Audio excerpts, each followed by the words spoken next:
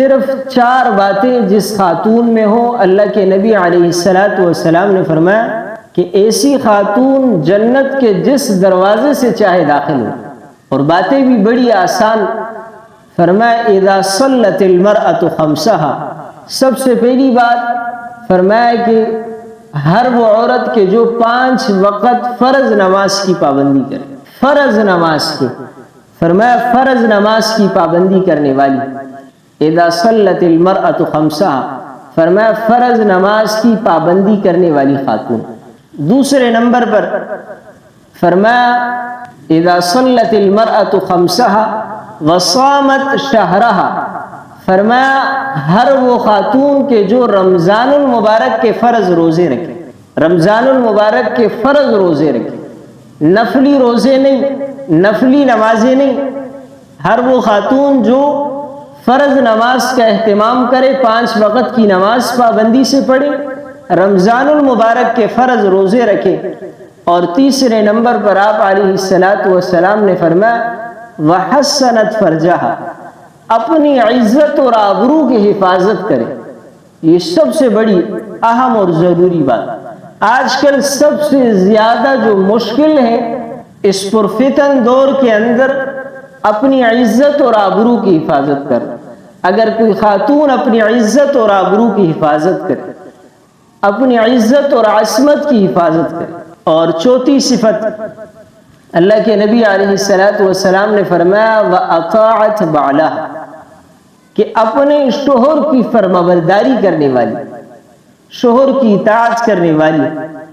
فرمایا یہ 4 صفات جس خاتون میں ہوں گی، 5 وقت کی نماز پابندی سے پڑھے، رمضان المبارک کے فرض روزے رکھے، اور تیسرے نمبر پر فرمایا کہ اپنی شرمگاہ اور اپنی عزت اور آبرو کی حفاظت کرنے والی، اور چوتھے نمبر پر اپنے شوہر کی اطاعت کرنے والی. آپ صلی اللہ علیہ وسلم نے فرمایا ایسی خاتون جس میں یہ 4 صفات جمع ہو جائے، فرمایا دخلت من ای ابواب الجنت شاءت، جنت کے جس دروازے سے چاہے یہ داخل ہو. تو کتنا آسان کام، فرائض ہے، یہ کوئی نفلی عبادات نہیں، فرض نماز کا اہتمام ہے، فرض روزوں کا اہتمام ہے، اپنے عزت اور آبرو کی حفاظت کرنی ہے اور شوہر کی اطاعت کرنی. تو یہ 4 صفات. تو اب یہ باتیں صرف ہم اپنے حد تک نہ رکھیں، بھائی ہونے کی حیثیت سے مجھ پر لازم ہے کہ یہ حدیث میں اپنی بہن کو بتاؤں کہ اللہ کے نبی نے فرمایا ہے جس خاتون میں یہ 4 صفات وہ جنت کے جس دروازے سے چاہے داخل. شوہر ہونے کی حیثیت سے مجھ پر لازم ہے کہ میں اپنی بیوی کو بتاؤں کہ جس میں یہ 4 صفات ہو، اللہ کے نبی نے فرمایا وہ جنت کے جس دروازے سے چاہے داخل. ہمارے ہاں خواتین کو دین سے بہت دور رکھا جاتا ہے. مرد خود تو بڑا نیک ہوتا ہے، 5 وقت کا نمازی ہوتا ہے، اس کی بیوی نماز نہیں پڑھتی، بیٹیاں نماز نہیں پڑھتی، بہن نماز نہیں پڑھتی، اسے بالکل فکر ہی نہیں ہوتی. اس کی بہن، اس کی بیٹی پردہ نہیں کرتی، اسے اس کی کوئی فکر نہیں ہوتی. تو اللہ کے نبی علیہ السلام نے فرمایا کہ یہ 4 صفات خاتون اپنے اندر پیدا کرے. تو دیکھیں شوہر جو ہے نا، اگر بیوی صبح وقت پر ناشتہ نہ بنائے تو وہ غصہ بھی کرتا ہے، کام نہ کرے تو اس پر وہ غصہ کرتا ہے.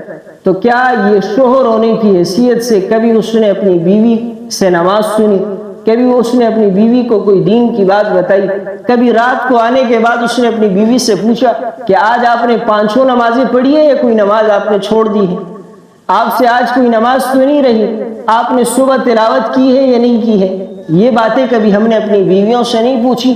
تو میرے دوستو، جیسے دنیاوی کام ہم ان سے زور زبردستی کرواتے ہیں، اگر وہ نہ کرے تو اس پر ناراضگی کا اظہار بھی کرتے ہیں، تو ہم دین کے معاملے میں بھی ان کے ساتھ تعاون کریں، انہیں دین کی باتیں بھی بتائیں.